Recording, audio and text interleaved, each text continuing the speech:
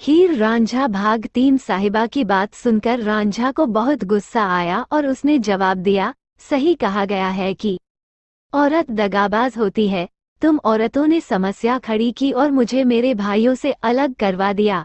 मैं एक खुश जिंदगी जी रहा था, लेकिन तुम्हारी बुरी जुबान के कारण घर में झगड़े शुरू हुए।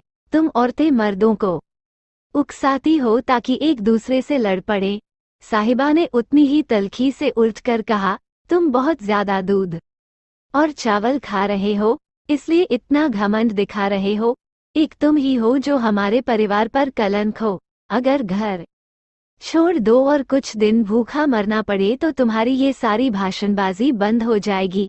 तुम आलसी हो और किसी काम के नहीं हो। तुम गांव की लड़कियों पर बुरी नजर रखते हो। गांव की औरतें हमें खुलेआम कहती हैं कि वे तुम्हारे प्यार में पड़ गई हैं। तुम्हारी खूबसूरती देखिए, औरतें उसी तरह फंसती हैं जैसे कि मधु में मक्खियां चिपक जाती हैं।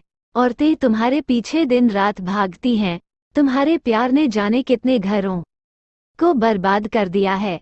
भौजाई की जली कटी सुनने के बाद रांझा और भी गुस्से में आया और जवाब दिया, सारी दुनिया जानती है कि तुम इस गांव की सबसे झगड़ालू औरत हो और तुम इतनी खूबसूरत हो कि तुम्हारे पति को इस बात का कभी डर नहीं होगा कि कोई दूसरा आदमी तुमको भगा ले जाएगा। क्रोध से साहिबा की आंखें लाल हो गई और उसकी सूरत पर लहराती लंटें जहरीले सांप की फन की तरह हो गए। वह बोलने लगी, अगर हम लोग तुम्हारे लिए इतने ही बुरे हैं तो जाओ किसी सियाल की लड़की से शादी कर लो।